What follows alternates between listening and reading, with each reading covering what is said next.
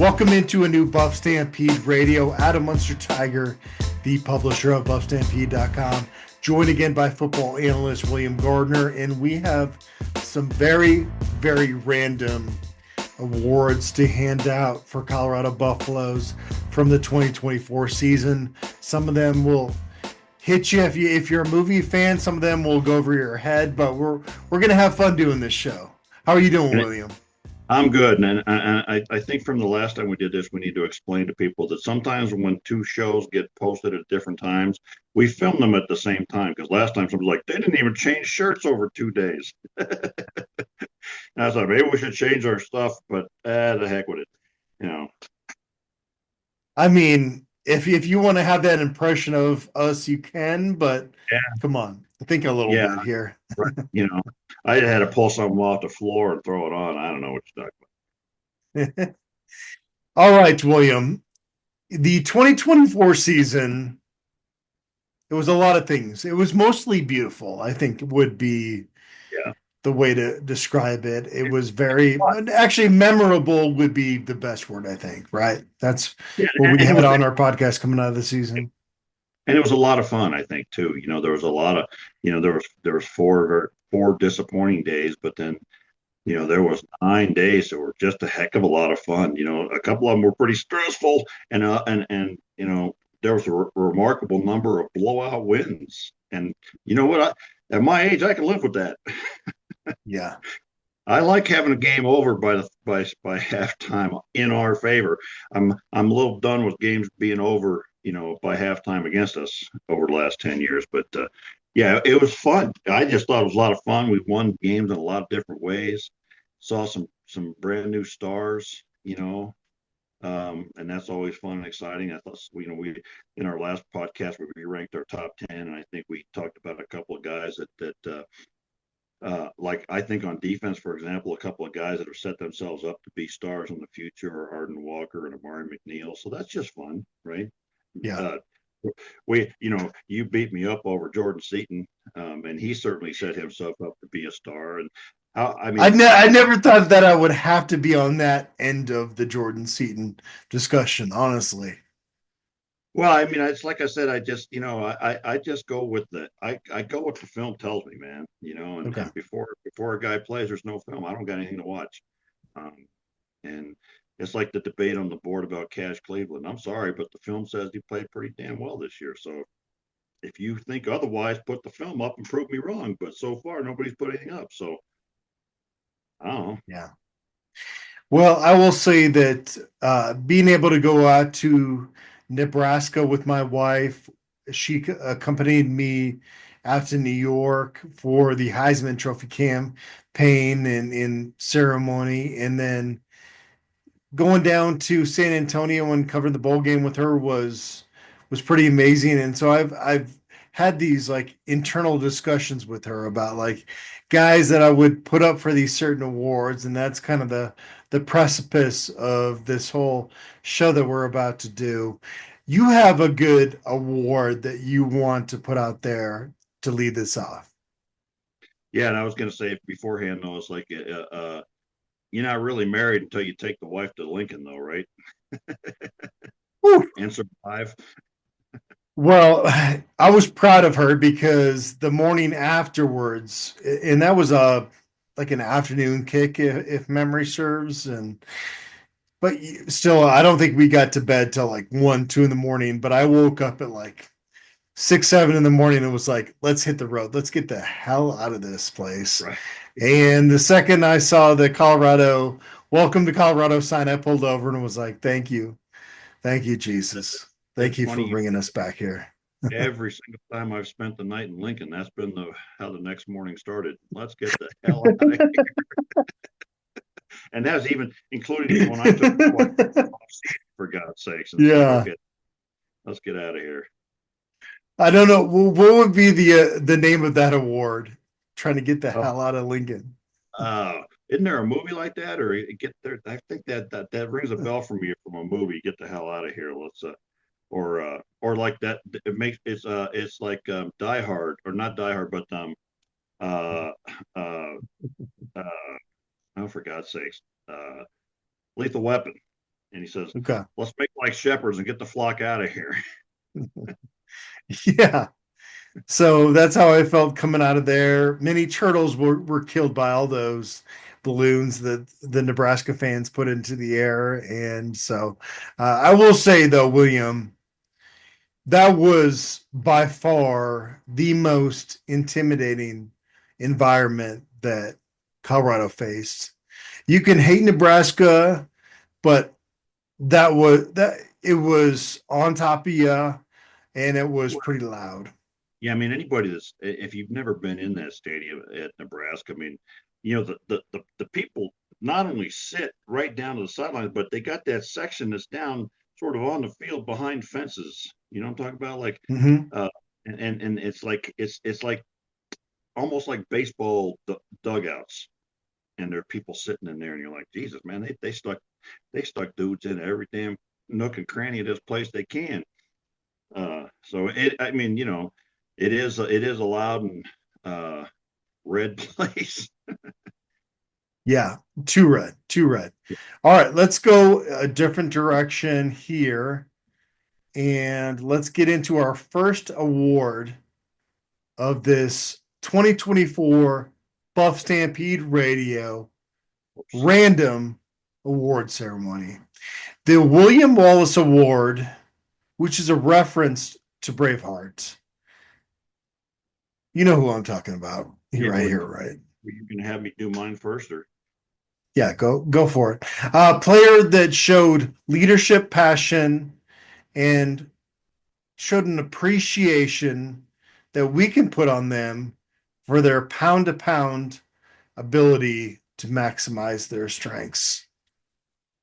and like just like a warrior, really, if you think about the movie Yeah, like Mel Gibson, who I know has been canceled since then, but that yeah, scene, think about that scene. Who is that guy from this right. Colorado team? I think it's Cameron Silman Craig, Yeah. Yep. who's Yep. not big enough, doing air quotes here for anybody listening on the radio, not big enough to play safety at this level, and yet is in the middle of every damn play and comes up and will hit anybody, no matter how big they are, and throws his body around as if he was a 6'2", 210-pound NFL safety. Yeah, and it's not, it goes beyond just what he does between the lines. It is the type of leader that he is off the field, the type of person he is with the media, and he is was the most inspiring guy that I covered in 2024. And frankly, had we gotten a vote for the Buffalo Heart Award, he would have gotten it. Yeah, and now you know, saying that makes me think about a different. I think of just popped into my mind the running up the beaches of Normandy award for Ben Finiseth and Brendan Gant on kickoff coverage and punt coverage, because those talk about running into danger with reckless abandon for your body. Yeah, That's yeah. that's what those guys did. The Speak Softly and Carry a Big Stick Award, which I guess we would call the Theo Teddy, Roosevelt Award, Teddy Roosevelt Award. The player that made the biggest impact with the least amount of posturing. and I guess it depends on how you define posturing, but I kind of had three guys that I was thinking of here, and I think the first one is probably the one, but Chidozie Wankwo Okay. is a guy who you didn't ever hear a damn word from the guy, and all he did was beat up offensive linemen. And you know, I think if you added up all the uh, movement anybody got on him all season in 13 games, it probably doesn't add up to 3 inches. So uh, I think and talk about carrying a big stick. Have you seen his arms, for God's sakes? And then the other two guys that I thought about were Philip Houston and Jordan Seaton at our two tackle spots, who, you know, you never heard a word from either one of those guys, and all they did was go out and do their jobs.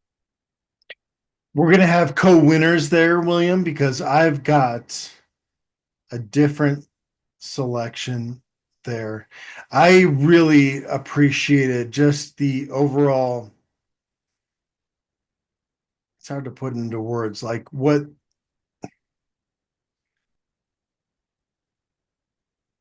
I saw out of this team in general was a very much we've got these haters out there and we're gonna shuck them. Fonta Bentley was part of that mix of guys that I really felt like had kind of denied that outside noise. There were so many guys that would come to us as media and kind of try to shuck that. But I it's hard to go away from Chidoze Wenkel. He was a pretty just general good guy in this team. Yeah, and I think Bentley is a good one in the sense that he didn't get a lot of recognition because Nakai Hill Green kind of sucked all the oxygen out of the linebacker conversation, and Yeah. Levante Bentley had damn near as good a season as he did, but nobody really knows about it. Yeah, there were a lot of guys that could have fit into this award for sure. Let's go to the next one and let's talk about the I'm walking here. That's a reference to Dustin Hoffman's character in Midnight Cowboy. Have you ever seen that movie, William? Yeah, do you know the story about that? Because That was that was that was yeah, that was not in the script. What no, he said because there. it's New York City. They're filming. They can't block all the traffic, and some cab Yeah, driver yeah. through the barricade and almost runs him down. So he bangs on the hood and says, "Hey, I'm walking here." And Who is a disgruntled player that needs to chill out? well, I couldn't come up with anybody from this year because we just Ooh, didn't I think of got one. I relevant. got But one. I got well, one. okay, and I thought about it, but all I could do was go back to last year with Bishop Thomas. But I just felt like it was such a good team atmosphere this year. I couldn't. I'm trying, and when you say it, I'll probably be like, "Oh yeah, right." So go ahead. I got it for you. Colorado special teams need to have a very coordinated effort in 2025. When Jay Feely, the father of Jace Feely, comes out on social media and says what he said, and I'm not going to repeat it. And this is a young man that honestly could not handle that responsibility of kicking it off into the end zone before he got injured. And you're going to make that comment? I'm walking here. Well, like, there's going to be traffic, Jace Yeah, Feely. yeah. I don't know. That bothered me. All you got to do is kick the damn ball straight. You don't even got to get it between the two posts. Just kick the damn ball. It's you got to vector this freaking wide. Yeah. So, are you okay with that? Yeah, yeah, for sure.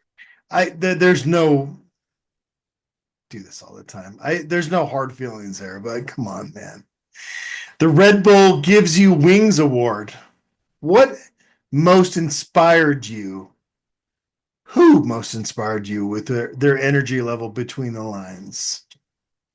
Well, I think again, Cameron, someone, Craig, and Nakai Hill Green. But then the guy who every time I saw him out there was just I can't kind of came out of nowhere and busting people up was Keaton Wade. Sort of Yeah, yeah. was every time you put him out there, he just seemed to have a different speed than everybody else. So I would go with Keaton Wade. I got to go with Ben Finiseth, you mentioned earlier. Dude, like, took smelling salts to go off on kickoff coverage at some point this season. And he is like the most personable guy, and he is a civil engineering major. And yeah, like you look at him and go, man, like, I'd like to put myself in your body because you seem to have it figured out at a pretty young age. And so Ben Yeah, Finiseth is the Red Bull Gives You Wings award winner for me. I like that.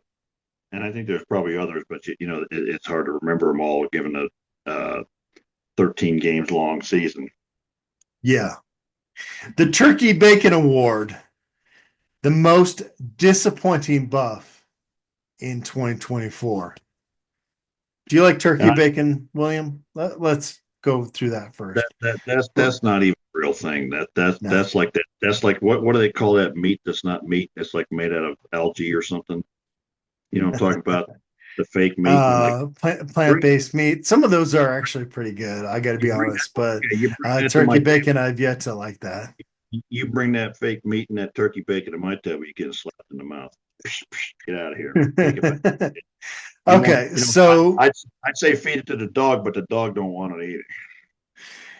so we've gone to the Dark Horse and enjoyed a Jiffy Burger, and there's peanut butter, provolone, and bacon, and a beautiful bun, a burger, of course.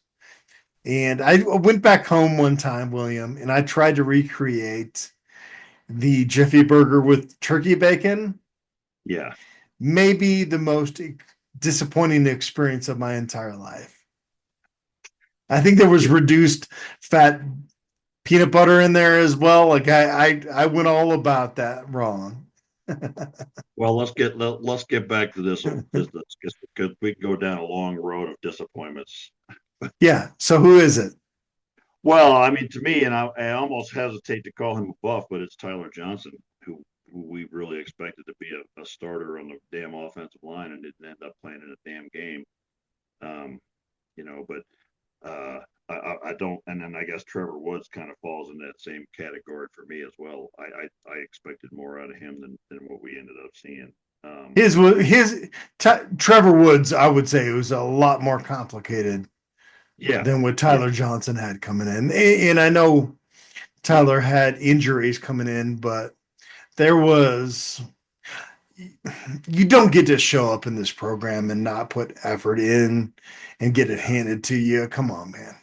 yeah. And so Trevor Woods never asked for a handout his right. entire time at CU. And that's why I hesitate to, to say most disappointing for guys that worked their backsides off because there's a couple of Yeah. guys I could say, but that I'm disappointed that they didn't turn out to be as good as I hope. But there's no point in calling them out for that. I guess Hank Solinskis is kind of a disappointment because he was playing so well, and then whatever the issue is, and whatever was happening behind the scenes there, that didn't Yeah. work out. It's too bad. So that's a big disappointment to me because I think he's going to be a big time center. So Yeah. that's one.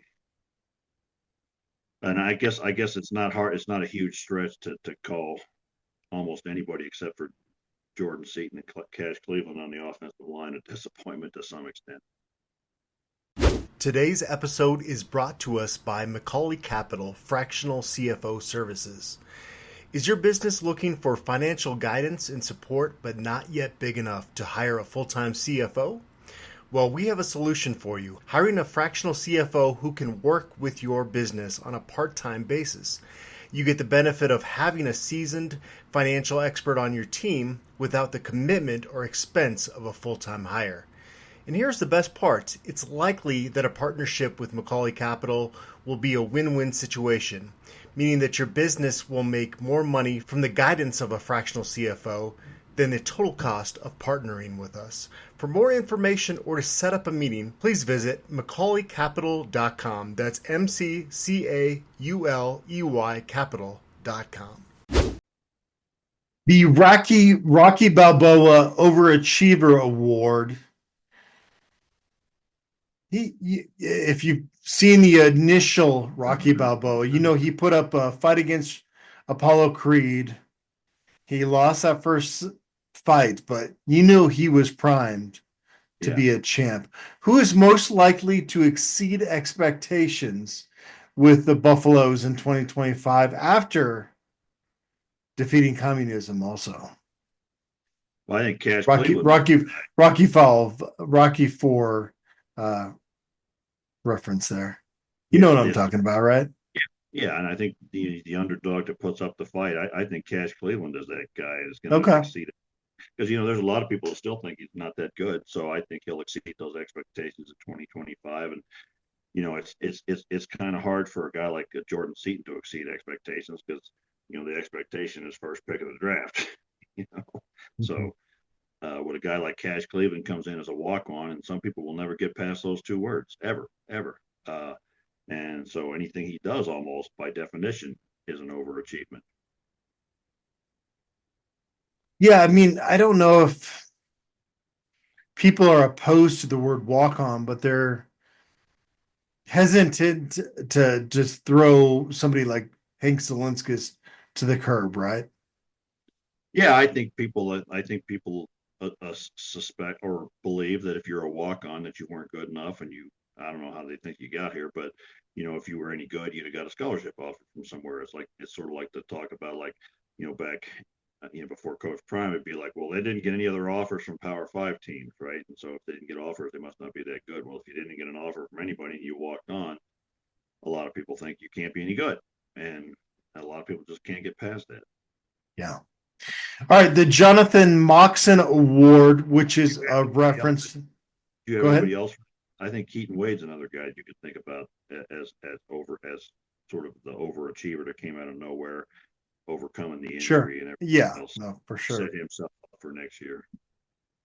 Yeah, no, I think there's quite a few guys that can go on that board, but I think, yeah, those are the main guys that you had mentioned. The Jonathan Moxon Award reference to the movie Varsity Blues, most likely to be an actor going forward. Gavin Cold was the guy in this category a year ago when he, I think, kind of backstabbed Colorado staff, and I'm not a big fan of his. So, yeah. Do you have any guys here?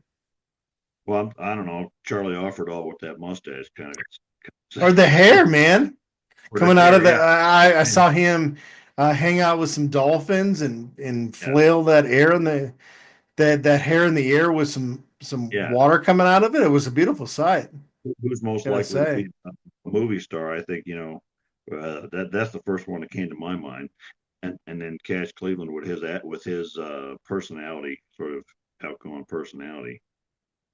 Yeah, Walter Taylor, I think, would be number one here, but he's transferring out, and if you saw him throw a football, then that wouldn't work so well. But yeah, no, I thought that he looked the part. I thought Walter Taylor should have been like an actor in a football movie. Well, yeah, you look at a lot of actors in football movie; they don't look like football players too much. Yeah, it's true. But I don't know. Yeah. Trying to think of who else. I mean, Shador, obviously, Travis, like that's obvious. I Yeah. think of the running backs, Isaiah Augustive would kind of fit the prototypical mold for a movie running back. Why do you what and how are you judging that? What are you thinking? Just what they look like, generally, from what you expect. Yeah, I mean, I don't know. A lot of times, like I'm always watching the line, even in those movies, and it's like they like the fat guy. So I don't know. Okay. Yeah, like that's not what a football lineman looks like.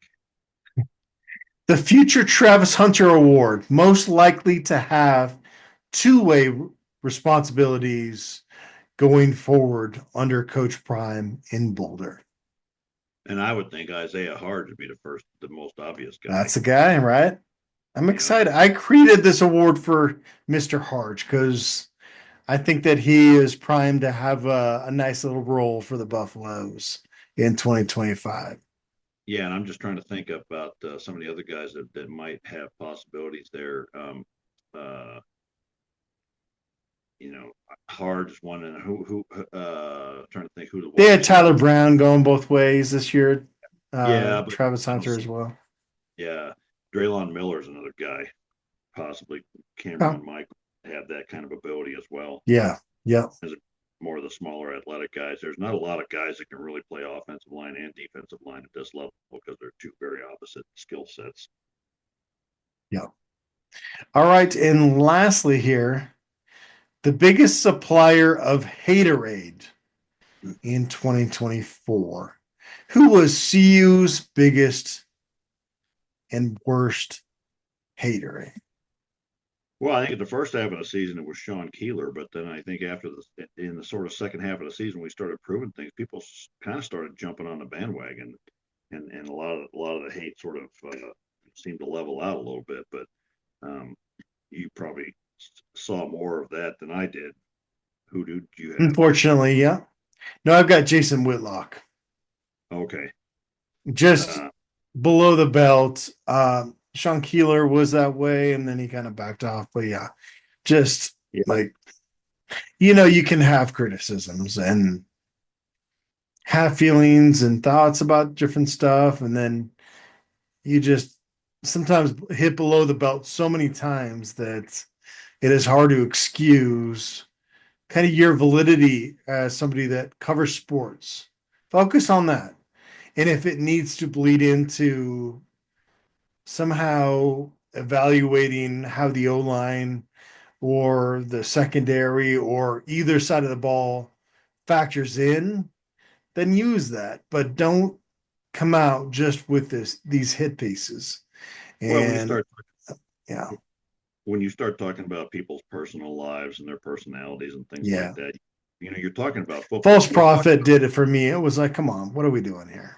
Let's talk about things that are relative to actual football and playing football and coaching football and what have you, because everybody's got something, you know, and frankly, I think Deion Sanders, Coach Prime, it probably got less ammunition than anybody. He's just a kind, decent person, frankly. So I don't know where they get that, but Keeler to me is kind of like the classic schoolyard bully, in a different sort of a sense. He's, like they say, don't pick a fight in the media with a guy who buys ink by the barrel, right? So he just had a free shot at anybody he wanted.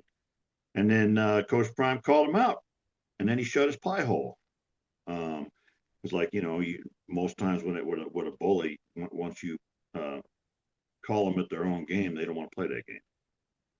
So Yeah. he to back off after that. And maybe I should have put that award in there because, William, I think both you and I are kind of over all that stuff and ready to get into this off season of, yeah, I'm going to bait you with Dan Lanning stuff. That's never going to end. If you're tuning into the podcast, you will never have to worry if I will mention our duck master around, my friend here. But you are going to have some time off from work in February. So am I. And we're going to get up to the Hungry Toad in Boulder. I don't know if we have dates yet, but we need to have like a meetup. We only had, I think, what, one or two fans show up last time.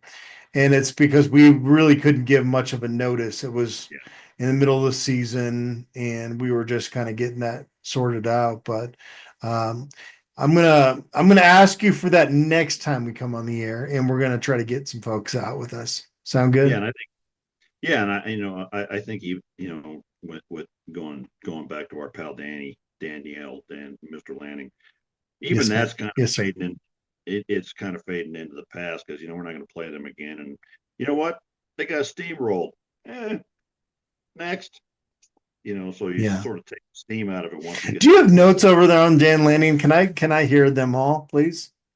No, I just got that we got it out of our system in the Okay. last Okay. podcast, and like I said, Okay. it's like now I don't know, that sort of takes the sting out of it, and like watching him cry and get his butt kicked sort of Yeah. makes it all good now, and we're not going to he's not going to say anything more about us because he's not going to play us, and so he'll just sort of fade into obscurity to me. But I did have one last award. Um, Yes, let's go. Award, which I call the Samuel L. Jackson Award. And if anybody has ever seen Samuel L. Jackson in a movie, you're famous. I call it. He's got a creative use of the English language, and so based on a couple of videos I've seen from pregame this year, I would award the Samuel L. Jackson Award for inventive and creative use of the English language to Coach Damian Lewis. Yeah. He deserves that. Yeah.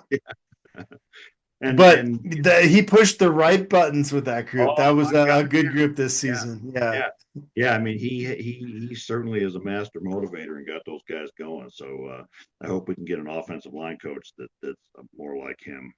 Um, Yeah.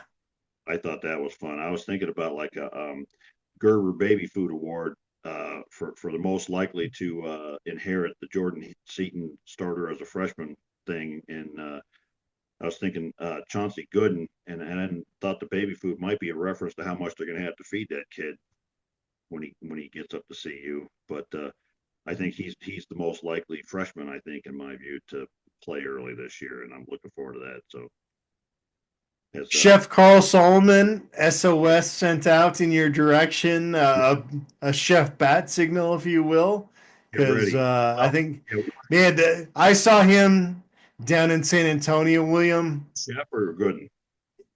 Good. Good. Okay. as wide as he is tall. Like, and Yeah. he's a tall kid. Yeah. So, Yeah. yeah. And that, like if back in the day when you saw guys like Andre Giroux that were first round draft picks on the offensive line and Chris Niola, that's what they look like. you know, Yeah. that kind of width and massive power. So I don't know. I think there's fun times coming ahead, and I think we'll see some commits here soon and keep the Yeah. recruiting going. Get into winter conditioning, see what guys are doing, and fun times ahead. And I guess we should throw in a plug for Coach Prime season 3 starts tomorrow.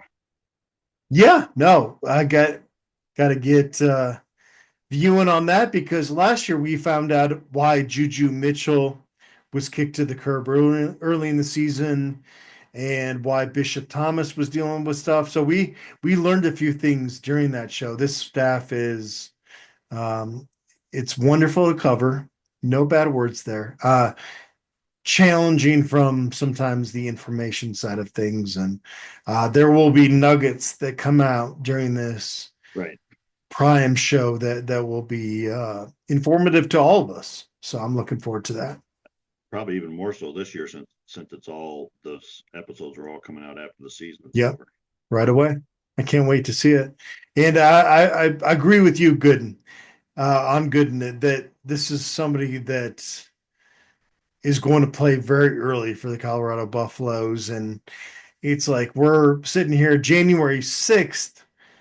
We're not 5, 6 weeks away from the last regular season game. We are just a week and a couple of days away from that. So the shortened off season will still be full of a lot of podcasts, a lot of information that William and I will bring you, but also not quite as long as what we had to deal with in the past.